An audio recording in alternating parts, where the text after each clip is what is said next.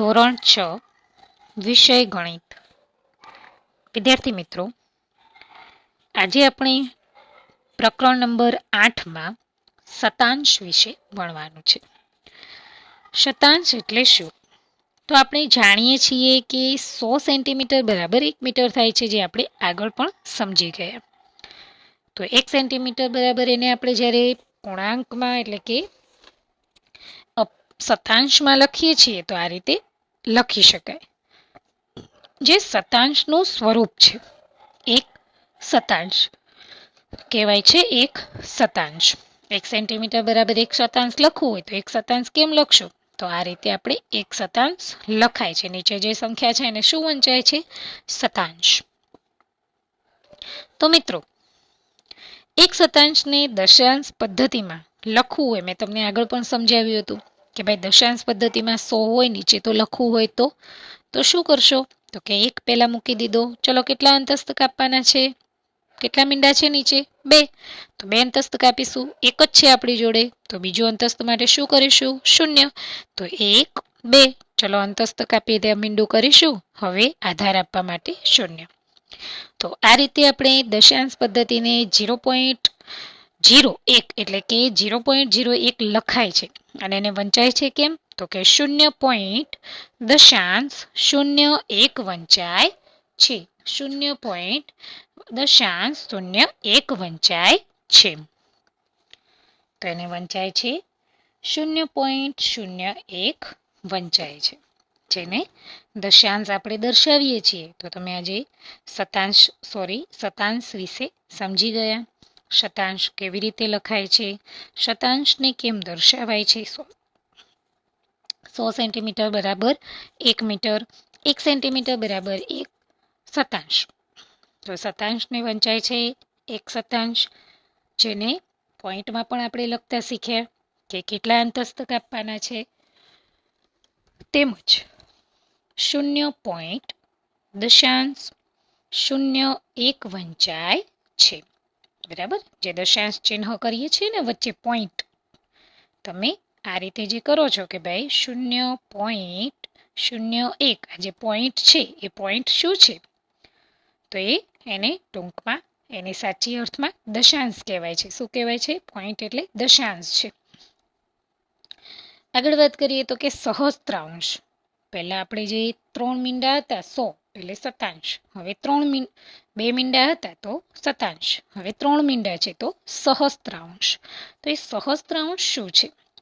તો કે 1000 મીટર બરાબર 1 કિલોમીટર. જે આગળ સમજી ગયા આપણે, 1000 મીટર બરાબર 1 કિલોમીટર.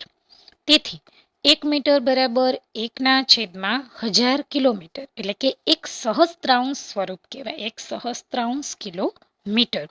1 મીટર બરાબર 1/1 સહસ્ત્રાંશ એટલે કે 1 સહસ્ત્રાંશ કિલોમીટર.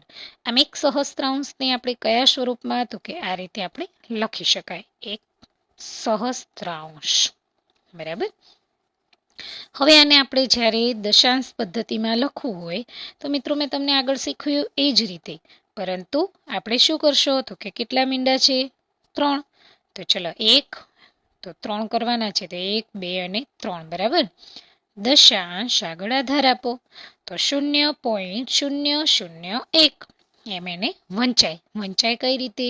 0.001. તો આ શું છે? તો કે સહસ્ત્રાંશને વાંચવાની પદ્ધતિ. 1 સહસ્ત્રાંશને દશાંશ પદ્ધતિમાં 0.001 લખાય છે અને એને ગુજરાતીમાં 0.10 એટલે કે 001 વંચાય છે. બરાબર. એ જ રીતે મિત્રો, આજે આપણે કેટલાક દાખલા સમજીએ. તો કે સ્વાધ્યાય 8.1 જોઈએ. તો જુઓ મિત્રો, અહીંયા કીધું છે કે ભાઈ આપેલા બોક્સની મદદથી કોષ્ટક પૂર્ણ કરો અને દશાંશનો ઉપયોગ કરી સંખ્યા લખો. પહેલું છે, કેટલા ખાના છે એમાં? તો એ જે છે કે 100 માંથી 26 ભાગ છાંયાંકિત કરેલા છે. કેટલા ભાગ કરેલા છે? 26. તો એને કેવી રીતે લખશો? તો કે 0.26 100 માંથી છે એટલે, બરાબર ને, એકમ દશક એટલે શતાંશ, દશાંશ શતાંશ. બરાબર. તો આ રીતે આપણે દશાંશ વચ્ચે કરવાના છે. તો 0.26. ચલો, એ જ રીતે જોઈએ બીજો. બી ભાગ, તો 100માંથી કેટલા ભાગ કરેલા છે? બીમાં 100 પ્લસ 38, આ 100 તો કરેલા જ છે, બીજા અહીંયા 38 કરેલા છે, તો 100 પ્લસ 38 ભાગ છાંયાંકિત કરેલા છે. તો એને આપણે આ રીતે લખવાનું છે કે ભાઈ 100 પ્લસ 38, બરાબર. તો એને 138, ટોટલ કેટલા થશે? 138. ચલો એને શતાંશમાં દર્શાવી, 1 2 પોઈન્ટ અહીંયા થઈ જશે, તો જવાબ આવશે 1.38, બરાબર. સમજાઈ ગયું મિત્રો? આગળ જોઈએ સી. સીમાં કેટલા ભાગ છે? તો કે 100 તો છે જ, બીજા 28 ભાગ કરેલા છે, તો 100 ને 28 128 થશે, બરાબર. તો 128 ને આપણે દશાંશમાં લખવા હોય તો જુઓ તમે આ રીતે તમારે લખવાનું છે, 1 2 અને 3. તો આ જ રીતે આપણે દાખલા નંબર 1 પૂર્ણ કર્યું. હવે જોઈએ આગળ દાખલા નંબર 2. એ જ રીતે તમારે આ કોષ્ટક પણ પૂર્ણ કરવાનું છે. જે ક્રમ આપ્યા છે એ જ રીતે જુઓ. 0 2 6 એકમ દશક 100. એક ખાસ ધ્યાન રાખવાનું છે, જે આપણે કોઈ એક સંખ્યા હોય, ધારો કે 128, તો એને આપણે કઈ રીતે વાંચતા? સાદી રીતે, તો કે એકમ દશક 100. હવે દશાંશમાં શું કરશો? તો દશાંશમાં આગળથી વાંચવાનું છે, એકમ દશક 100, બરાબર. એ તમે સમજી ગયા કે ભાઈ બે સંખ્યા પછી જે દશાંશ હોય તો એ 100 હોય, તો એકમ દશક 100. તો અહીંયા એ રીતે લખવાનું છે. ચલો, એકમના સ્થાને શું હતું? 0.26 છે, તો એકમના સ્થાને 0. ચલો, દશકના સ્થાને 2, દશાંશના સ્થાને, અને શતાંશના સ્થાને 6, અને ટોટલ સંખ્યા હતી 0.26. તો એ જ રીતે બાકીની સંખ્યા તમારે જોઈને પૂર્ણ કરવાની છે. આગળ જોઈએ. નીચે આપેલા સ્થાન કિંમત કોષ્ટકના આધારે દશાંશ સ્વરૂપમાં સંખ્યા લખો. કોષ્ટક છે કે ભાઈ 0 છે એને કોના વડે ગુણવાના છે? તો કે 100 વડે. ચલો, બીજા 0 ને 10, 3 ને 1, 2 ને 1 દશાંશ, 5 ને 1 શતાંશ, અને 0 ને 1 સહસ્ત્રાંશ.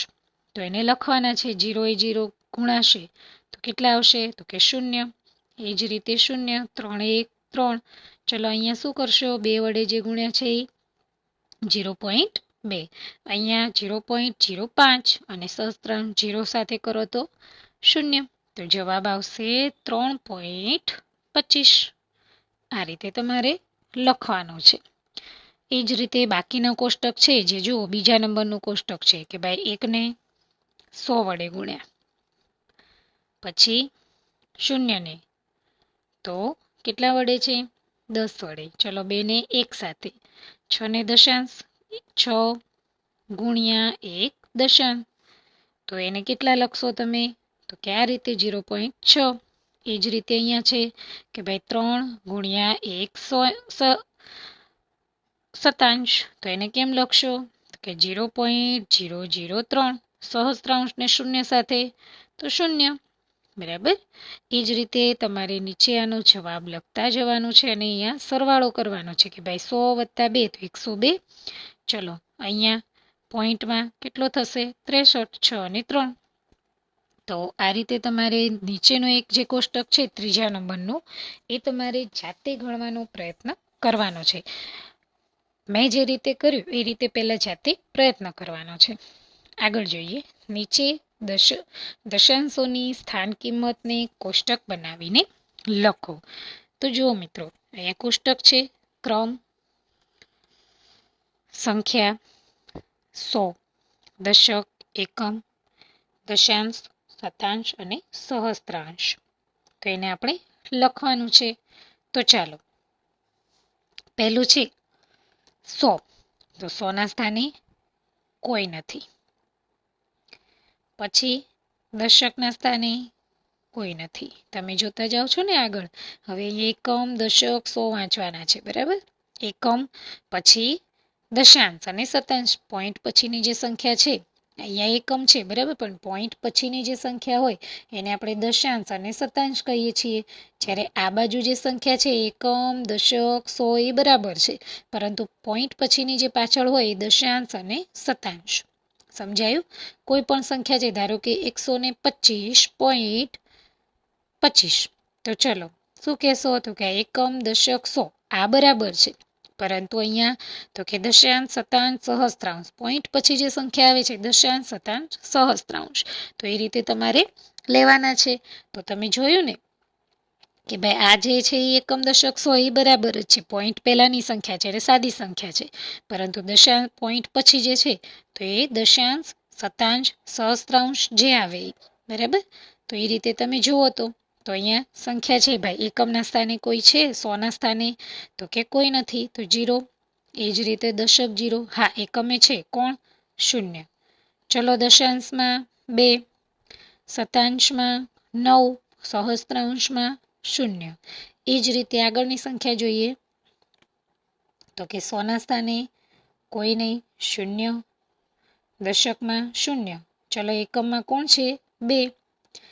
પછી દશાંશમાં 0, શતાંશમાં તો કે 8 અને સહસ્ત્રાંશમાં 0. એ જ રીતે આગળ જોઈએ, હવે 19 છે, તો સોના સ્થાને 0.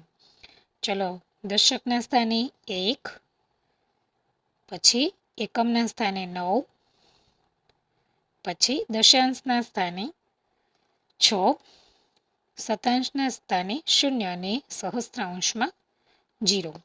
એ જ રીતે 148.32, તો એકમના સ્થાને, સોના સ્થાને 1, પછી એકમના સ્થાને 4,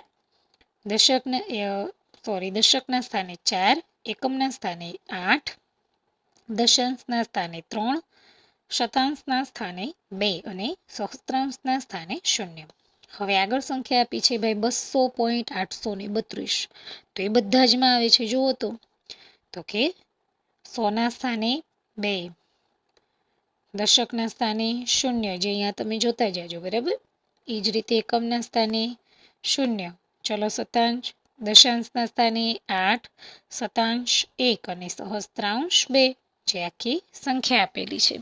તો હવે મિત્રો સમજાયું ને તમને કે ભાઈ કોઈ પણ પોઈન્ટ પછીની જે સંખ્યા છે, પોઈન્ટ પહેલા એકમ, દશક, સો, ધારો કે 128.325, તો આ એકમ, દશક, સો, અહીંયા દશાંશ, શતાંશ, સહસ્ત્રાંશ, તો આ રીતે તમારે આ સંખ્યાને સમજવાની રહેશે.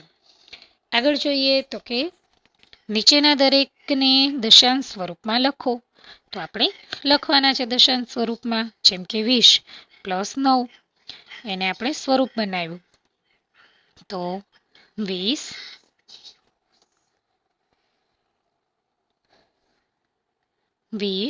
વત્તા 9 વત્તા 4/10, એટલે કેટલા થશે? 0.4 + 0.01, બરાબર. હવે એને મેં તમને આગળ શીખવાડ્યું કે 20 ને 9 29.4 ને કેટલા થશે? 41. તો આ રીતે તમારે સરવાળો કરવાનો છે અને એને દશાંશ સ્વરૂપમાં લખવાના છે. તો એ જ રીતે બાજુનો દાખલો છે એ પણ આપણે એ જ રીતે લખવાનું છે, પરંતુ મિત્રો અહીંયા ખાસ ધ્યાન એ રાખવાનું છે કે અહીંયા એકમ કે દશકના સ્થાને કોઈ નથી, દશાંશ, શતાંશ અને સહસ્ત્રાંશ છે. તો જુઓ, એણે આ રીતે આપણે લખ્યું કે 0.7 + 0.06 + 0.004, ચલો કેટલા થશે? તો કે બરાબર 0. કેમ 0? તો કે એકમના સ્થાને કોઈ નથી. 7, 6 અને 4, 764. તો આ રીતે તમારે લખવાનું છે. ચલો હવે પ્રશ્ન છે, નીચેના દરેક દશાંશને શબ્દમાં લખો. જે મેં આગળ સમજાવ્યું તમને કે શબ્દમાં કેમ લખવું. તો અહીંયા છે કે 0.003, તો શું વંચાશે એને? 0.003, 0.03. દશાંશની જગ્યાએ આપણે પોઈન્ટ પણ લખીએ અને પોઈન્ટની જગ્યાએ દશાંશ, સાચો શબ્દ દશાંશ છે, તો 0.03. એ જ રીતે 1.20, 108 દશાંશ 5 છે, બરાબર. દશાંશ 5 6 એટલે કે 65.